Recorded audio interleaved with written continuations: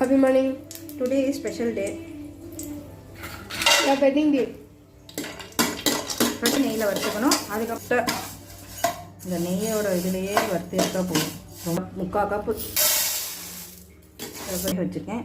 இது வெந்ததுக்கப்புறம் சேமியா இந்த கப் அளவுக்கு பால் போட்டுடணும். அப்புறமா போடணும், பட் இருந்தாலும் இப்போ பாலில் கொஞ்சம் வேக இந்த வறுத்து நெய்யில் வறுத்து வச்ச சேமியாவை போட்டுடலாம். இதிலே நம்ம இதெல்லாம் நெய்யில் வறுத்து வச்ச முந்திரி பருப்பு இதெல்லாம் போட்டுடலாம். அப்படியே போடுறேன், ஏன்னா பால் பாயாசனமே பால் போட்டால் தான் டேஸ்ட்.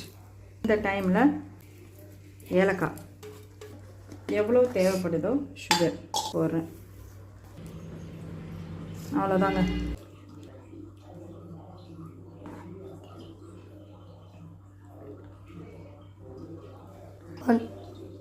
பாயாசம் ரெடி. என்னுடைய வெட்டிங் டேக்காக